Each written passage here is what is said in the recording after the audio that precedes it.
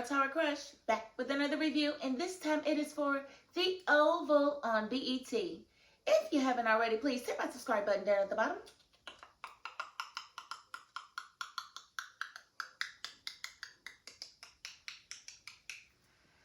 Thank you very much. Hey guys, how y'all doing? Now, the girl has been very, very busy, but not too busy to sit down and do this review for you. I am here for you, and me, and you. So let's get right into it. So we did see it come back this week on the scene that it left off of, with Nancy and Jason being pummeled by masked men. And I had a guess that it was Sam that sent them over because he didn't really like the tone and the coy in Nancy's voice when she called him. So if y'all hear some snoring, ignore it. I ain't gonna be able to cut it out, and I ain't gonna be able to wake him up. It is what it is. I'm here, right? Right? Y'all judging me right now? Y'all judging me right now? Am I being judged right now? Okay, so Nancy's sitting there and she's like, Sam. And I was like, yeah, girl, Sam just sent them people over there because you wouldn't say nothing because Jason had you talking out in code or whatever. And so, you know, Sam ain't no dummy. He ain't coming over there blind. He had his peoples going there first, and then he was behind them to let them know to leave y'all alone, let you up, and all this other good stuff. So that was cool. And so Sam basically told Nancy why he did it, and they had a brief conversation. He made her promise not to tell anybody, not even Priscilla. Nobody could know that Jason was at their house at all. And she said she wasn't going to say anything. And he said, not even to Richard. And she's like, he's not talking to me anyway. And they had their little back and forth. And I was like, But both of them is being abandoned by their spouses. I really don't like them having conversations solo. And I really didn't like the way he was rubbing her arm. Did y'all see the way he was rubbing her arm? I was like, I don't like that. You don't need to comfort her physically. You can do it verbally. You can say, it's going to be okay, Nancy. You ain't got to touch her arm or none of that, but whatever. Moving right along.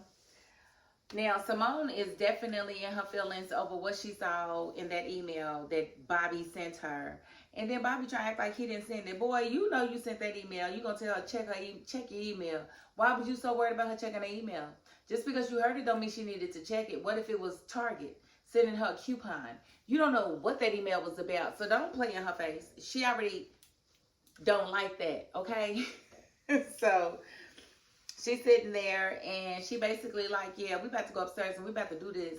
And he was like, I am not going upstairs. I can't do that. And she was like, come on, and you're going to bring me a drink too. Come on, let's go. And I was like, ooh, she's summoning that. She's summoning it. She's summoning it. She's summoning it. She's summoning it. She's summoning it. She's summoning something. She's summoning something. She's summoning something. I was like, I would too. I would have definitely made him, oh, you are here to protect and serve. Okay, but this is the serve part, okay? You can protect me when we leave, but I need you to serve me right now. Okay, sir? Eli out there serving, you know, minced meat. I need you to go on and serve me that chocolate loaf, sir, please. And so, he, you know, it cut with him just trying to figure out what he was going to do and how he was going to get out of there. And we already knew he wasn't going to be able to hold off because he been wanting it since Lily. He been wanting something since Lily. So, yeah, it was, you know, we already knew. But Eli, he come in the office and he runs into, you know, Max and the other agent in the office already. And the other agent is in there trying to sweep the Oval Office. And, you know, normally that's Max and Bobby's job. And so Max is berating him like, why are you in here? And he was like, I'm doing this job. It needs to be done. Nobody was here to do it, so I'm doing it. And he was like, no, you don't need to do it. We got it. He was like, no, I got it. I'm already started and blah, blah, blah, blah, blah, blah. And so as they're going through their thing, here comes Eli. And so Eli's like, what's going on? He was like, I don't know. He was like, he's here to sweep your office for recording devices. And he was like, oh, is that normal? No, it's not. Because normally me and Max do it. But he was already here when I got here this morning.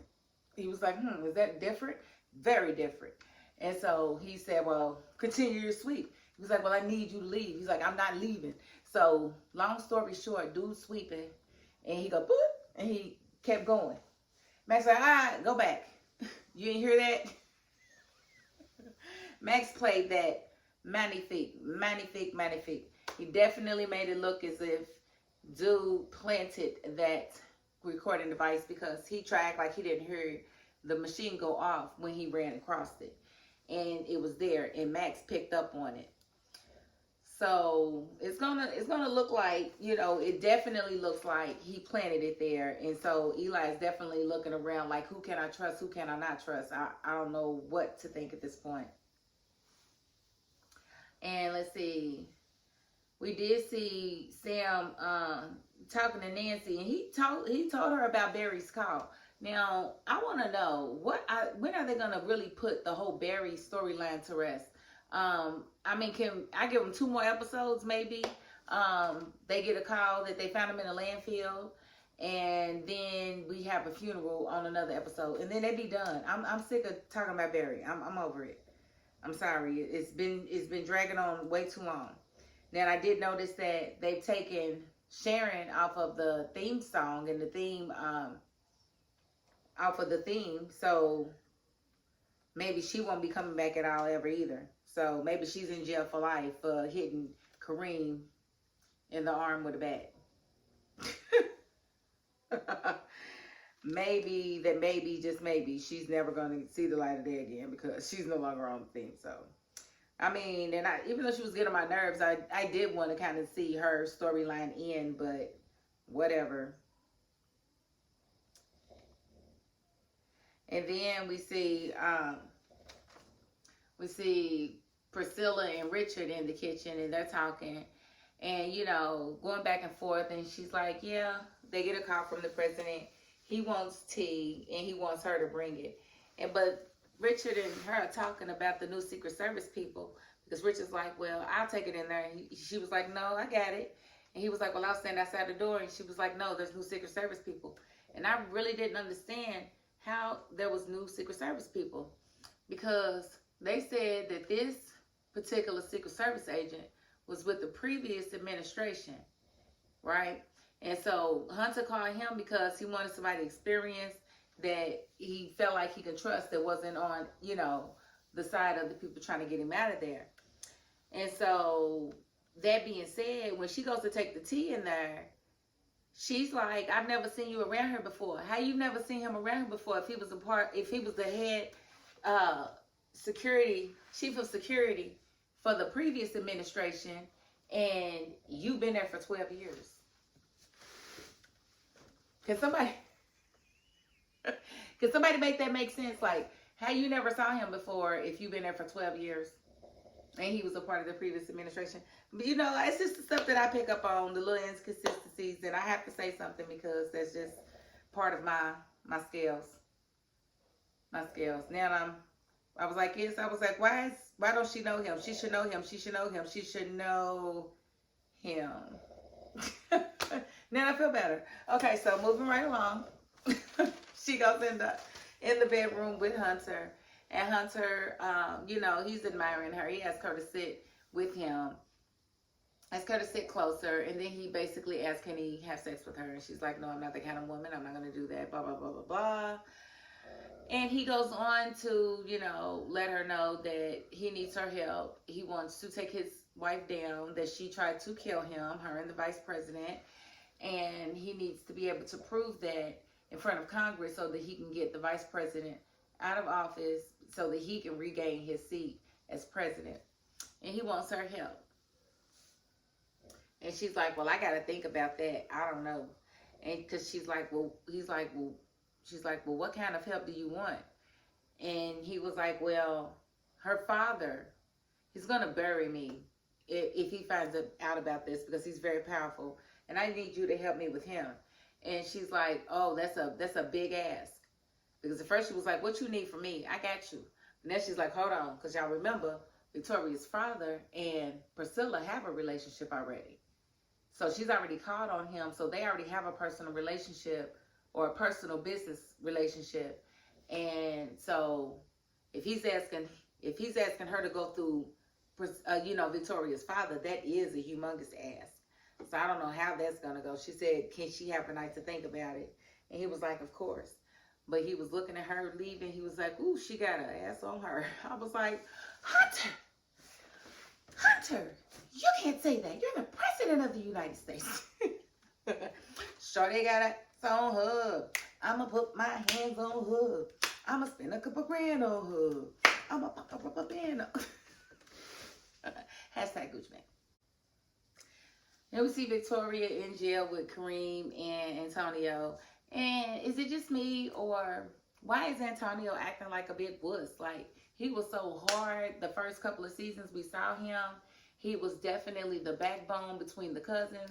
You could tell that Kareem was the shy, timid, naive one, while Antonio was street savvy, street smart, and hard, like a hardened criminal.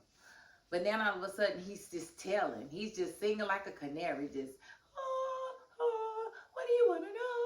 I'll tell you everything I want to know. I'll make it up as they go along to make it better and bigger and give you more and more and more. I'm like, dang, Antonio.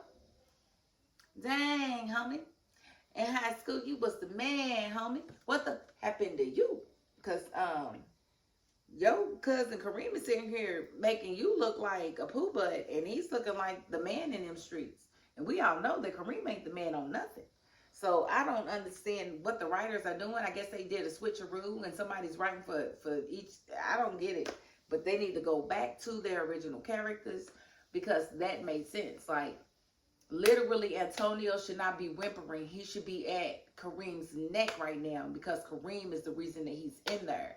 That's where the writing should have went. It should not be going to him just being a snitch. It should not. That is not indicative of what Antonio would be doing. I'm just saying. Let's see. We did see, Alan called Dale to make sure everything was okay, because he had spent the night with Cal. He was like, everything's cool. And he was like, why you asking me? And basically, Alan walked around in circles and was like, I'm not saying anything right now, bye. And he hung up on Dale, and Dale was like, he was really wanting to know what was going on. None of your fun, yeah. As he's hanging up, who walks in but Donald and Cal? Donald gives him a folder and I guess something on top. He's like, put this up for me. The president has asked me to come and see him. And we know from last week, the president wants to see him to fire him. So I don't know what it is that he had, but he sat it down on the desk. He didn't even put it right up. I believe he said it right on. I ain't see him put it up. Did y'all see him put it up? I ain't see him put it up. Well, Cal sat down next, Donald asked him to stay and watch him. And Cal sat there and berated him about Dale. Like, what's going on with you and Dale? Yeah, I don't believe that y'all are just friends. I don't believe y'all just roommates. And he was like, well, we are. He said, I know what you make her. He said, then you should also know that I've got student loans and I need the help, because I don't have Ellie anymore. And he was like, well, you should know he loved it. He loved what? What we did last night. And I'm like, don't nobody care, Cal. Ew. Why don't you get your life together? Dale is not even really that into you at all.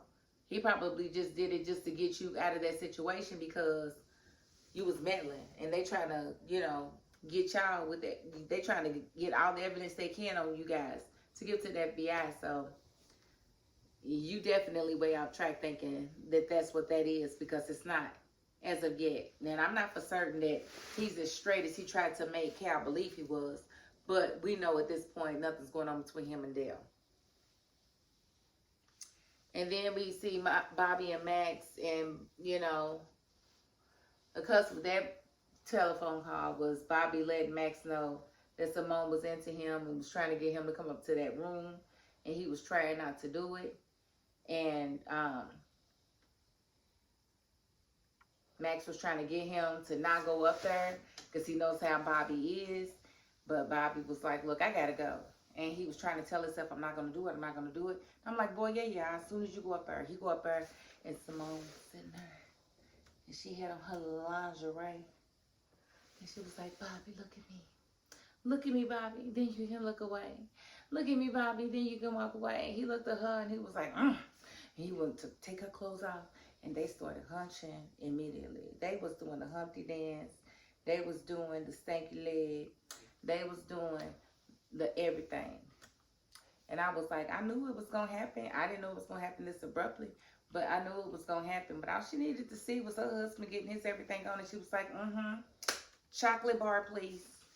I know exactly what I'm going to do today. And she went in. She was going to have a good day and be a good wife. And then she said, I got to be Moni Mo. Now, I got to be Mona Lisa. So, I knew it was going to happen. I thought it was sexy, and I can't wait to see more. I was kind of wishing it was kind of like Pornhub, so I could like see like what was really going to happen, because I think that would be an awesome session there, those two going at it. But of course, it's cable TV, so we can't see anything but his beautiful black bronze chest with the hair. I don't even mind the hair on his chest. I don't. It's beautiful, like him. And we got to see him doing this, and we got to see some other stuff. But that's Perv Mouth speaking, not Tara. That's not me. It's not that. That's Perv Mouth speaking. Okay. All right. So I want to end the review right there, because it's pretty much the entire episode. I didn't get to see, because I was having some issues with my Hulu streaming. I didn't get to see what was going to happen next week. But I'll see you next week, and you know I'll be right back here to do another review for you, okay? So if you haven't already, please hit my subscribe button down at the bottom.